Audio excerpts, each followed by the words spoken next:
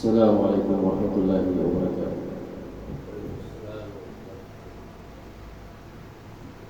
Allahu Akbar, Allahu Akbar, Allahu Akbar,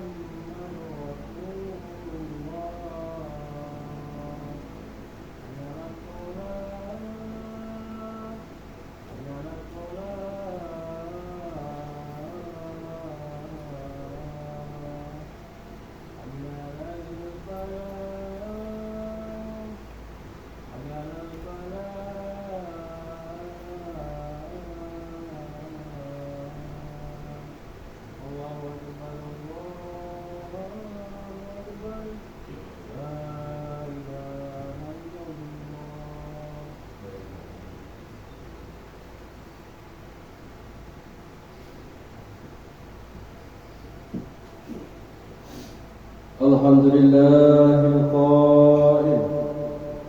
A'udzu billahi minasy syaithanir rajim.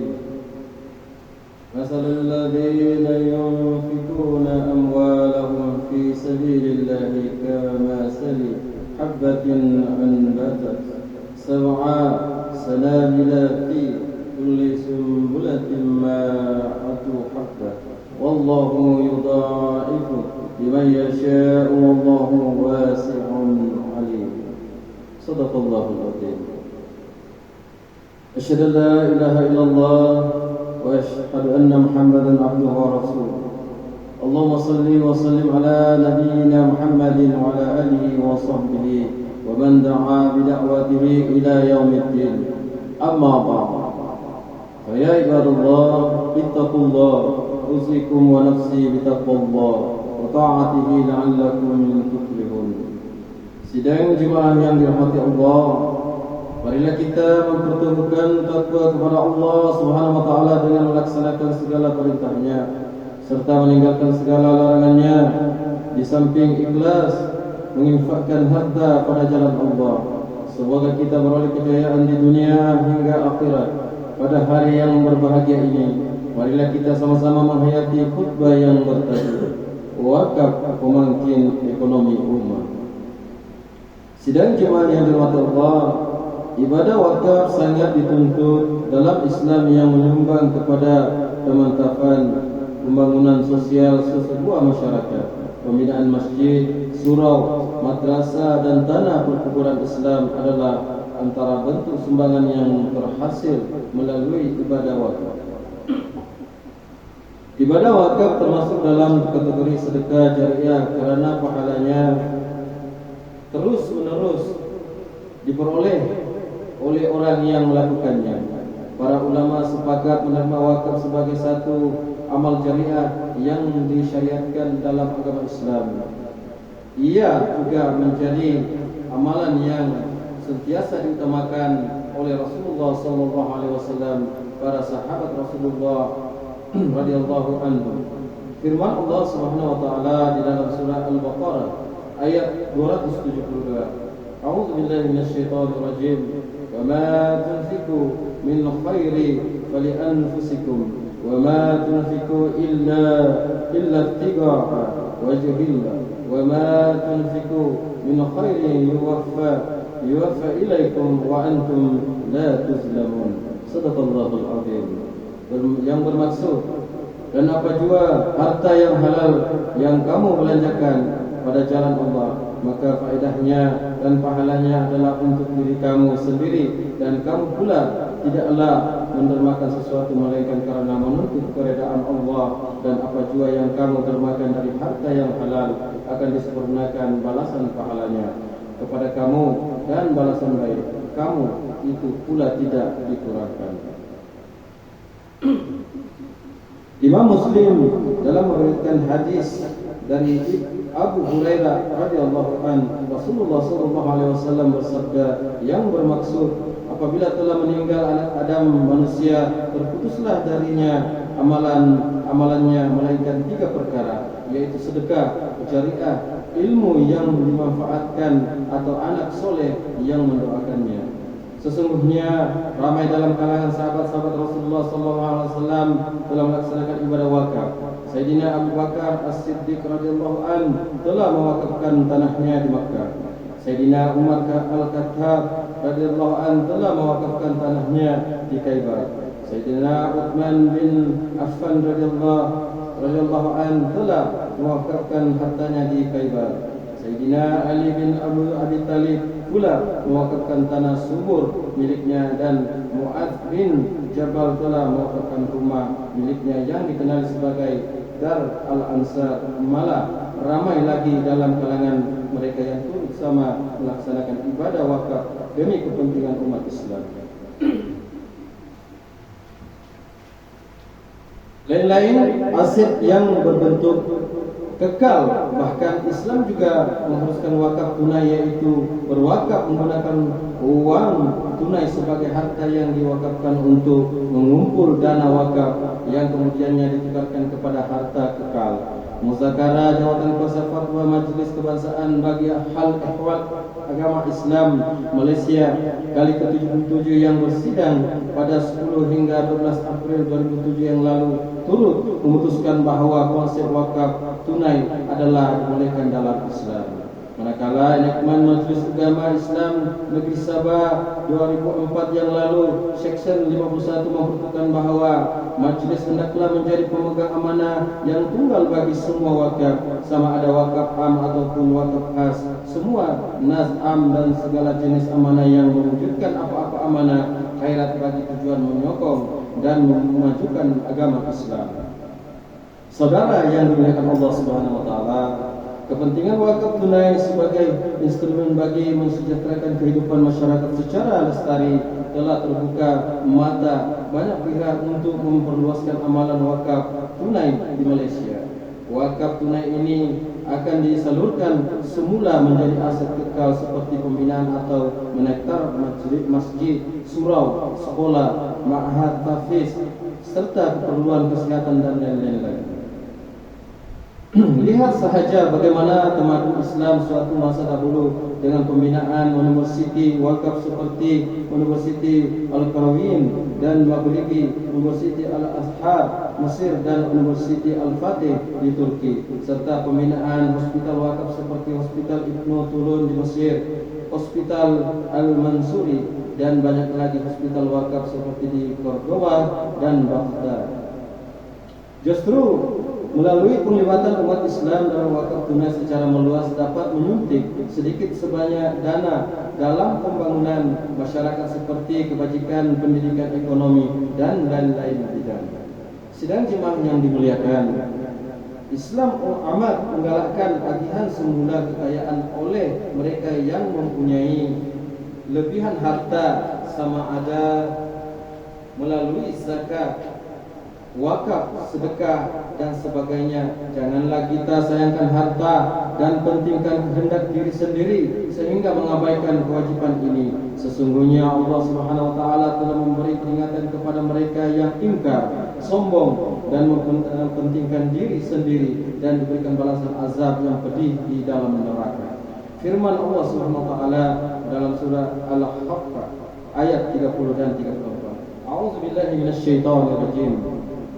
Khudhuhu faghulluhu summa bahima salluhu summa fi silsilati zar'uha sab'una zira'an fasluquhu innahu kana la yu'minu billahi al-'azim wa la yahuddu 'ala ta'amil miskin. Maksudnya, lalu diperingatkan malaikat penjaga neraka, tangkaplah orang yang berdosa itu serta belenggulah dia, kemudian bakarlah dia di dalam neraka jahim Kemudian masukkanlah dia dalam lingkaran rantai besi yang ukuran panjangnya 70 hasta dengan membelitkannya ke badannya. Sesungguhnya dia dahulu tidak beriman kepada Allah yang Maha Besar, dan dia juga tidak mengatakan dirinya dan orang lain memberi makanan yang berhak diterima oleh orang miskin. Para tetamu Allah yang dirahmati, sebagai kesimpulan khutbah, marilah kita mengambil beberapa intisari penting sebagai panduan kita bersama. Yang pertama, ibadah wakaf adalah termasuk daripada amalan jariah yang menjamin ganjaran pahala yang berterusan walaupun pewakaf telah meninggal dunia. Yang kedua, wakaf tunai adalah jalan terbaik bagi mereka yang kurang berkemampuan. Yang ketiga, ambil peluang berwakaf sebagai bekalan menuju akhirat walaupun hanya dengan uang yang sedikit. Yang keempat, berwakaflah kebahagiaan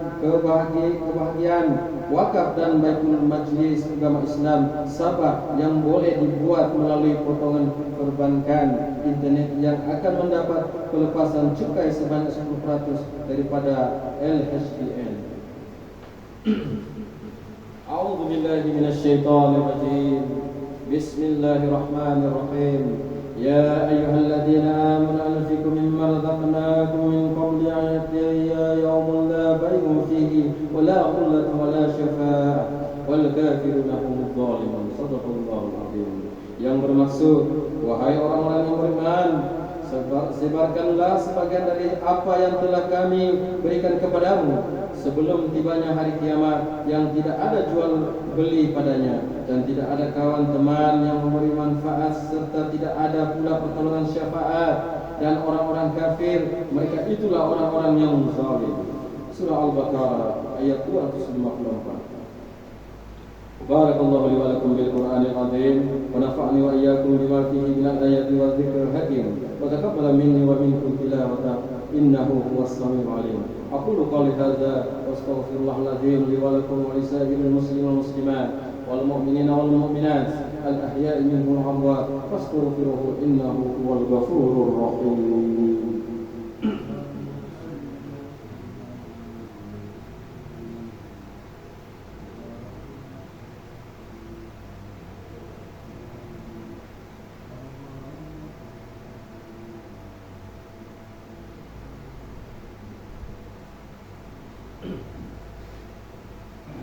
Alhamdulillahi rabbil alamin. Wassalatu wassalamu ala sayyidina Muhammadin nabiyil ummi wa ala alihi wa sahbihi tarihin wa man tabi'ahum bi ihsan ila yaumiddin. Asyhadu an la ilaha illallah wahdahu la syarika lah wa asyhadu anna sayyidina Muhammadan abduhu wa rasuluh.